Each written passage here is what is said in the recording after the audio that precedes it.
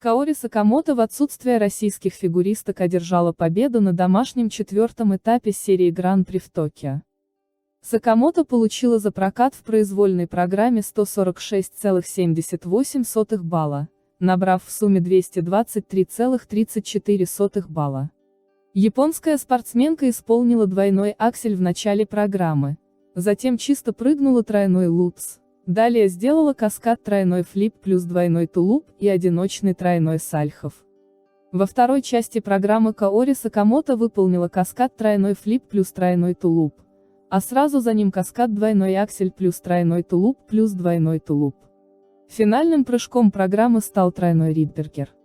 Второе место заняла соотечественница Сакамото Мана Каваби 205,44, бронзовую медаль завоевала Ин-Ю из Южной Кореи 203,60.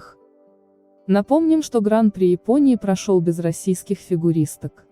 Александра Трусова и Дарья Усачева были вынуждены отказаться от участия в соревнованиях из-за травм. Травмы Трусовой и Усачевой – обратная сторона расцвета женского одиночного катания.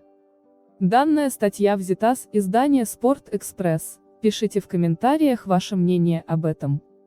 Прогресс семимильными шагами невозможен без усилий над организмом. Накануне всех потрясли кадры из Японии, где на разминке перед короткой программой Гран-при в Токио, фигуристка Дарья Усачева упала с флипа и не смогла продолжить выступление. Она снялась с соревнований, поскольку даже не могла ходить без помощи врачей. В России трагедия Усачевой демонстрировалась под комментарии хореографа ее группы Даниила Глихенгауза, который долгое время показывал стоическое спокойствие. Но стоит ли обвинять его в отсутствии эмоций к своей спортсменке, а Этери Тутберидзе и Хрустальной, за систематические травмы? Никто ведь никого не заставлял выбирать этот путь, а в самбо-70 всего лишь дают возможность забраться на мировой пьедестал. Как говорит сама Тутберидзе, пресловутые равные шансы. Глихенгаус открыл глаза зрителям на очевидное. Сюрреалистичная картина. 15-летняя девушка корчится от боли на весь мир и взывает о помощи, в то время как работающий с ней хореограф Даниил Глихенгаус демонстрирует холодность, граничащую с полной отреченностью от происходящего. И вот мы видим, как она покидает лед. Очень неожиданно. Все, что он смог выдать в репортаже Первого канала. Надо ли говорить, что подобная реакция на тяжелую травму у своей ученицы вызвала недоумение у зрителей? Если Глихенгаузу тяжело изобразить эмоции в прямом эфире федерального телеканала, то как он реагирует на проблемы со здоровьем вне публичного поля? В дальнейшем в ходе эфира Даниил постарался вырулить из этой ситуации и призвал болельщиков писать слова поддержки Дарье, но было уже слишком поздно. Хотя стоит ли винить хореографа? Честность лучше лицемерия. Пусть ранее сам Глихенгаус и не говорил об этом открыто, но позиция его команды давно известна. Этери Тутберидзе еще 4 года назад обозначила свою группу как фабрику, а отдельных фигуристок – как продукты.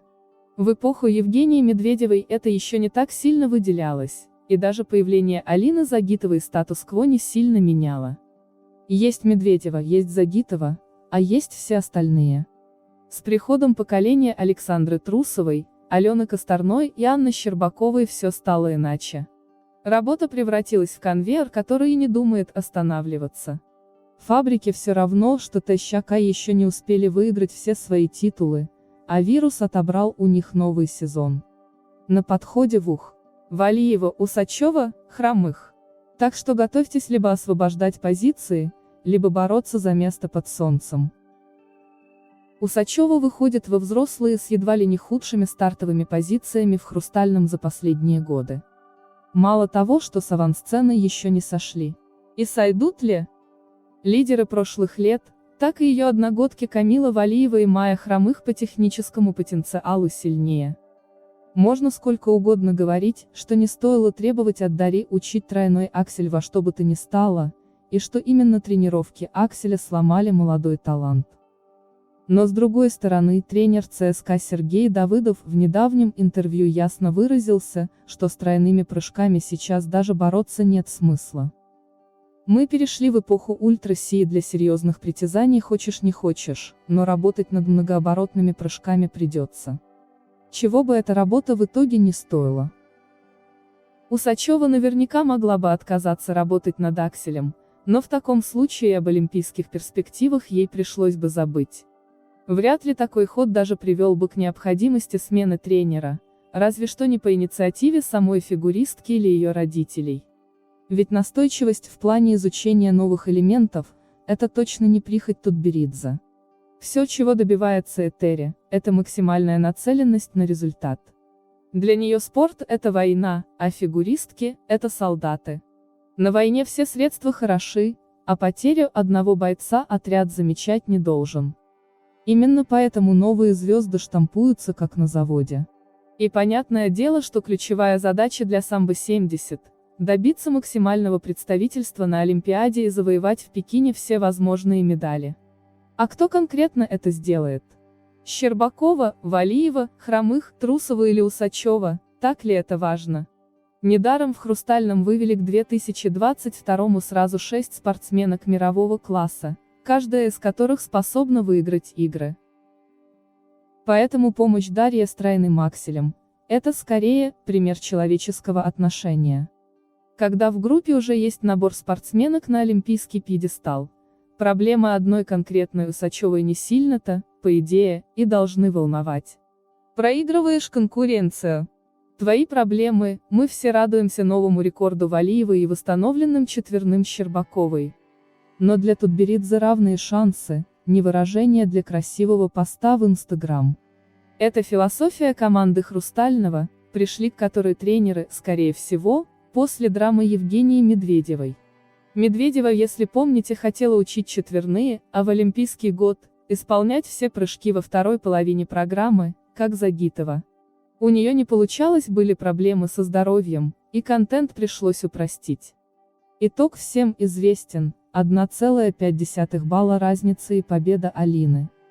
На эмоциях сразу после проката на Олимпийских играх 2018 Евгения в сердцах сделала выговор тренеру за то, что та не дала ей возможности победить Загитову, поскольку у них неравные позиции в технике. Что же, урок выученный сейчас Тутберидзе дает возможность всем выучить столько квадов, сколько душе угодно. Карт-бланш дали даже Трусовой. Изначально Этери была против попыток идти больше чем на 3 четверных. И эти споры во многом и привели к годичной стажировке у Евгения Плющенко. Теперь Александра вернулась и может прыгать сколько захочет. И тот факт, что эти прыжки привели ее к рецидиву травм и пропуску Гран-при, уже целиком на ее совести. Она хочет побеждать и понимает, что единственный ее шанс – быть лучше всех по технике. Здесь так и хочется привести аналогию с сериалом «Игра в кальмара». Кто виноват во всех смертях во время испытаний, организаторы кровавых забав или жадные люди, готовые на все ради баснословных денег? Вопрос риторический.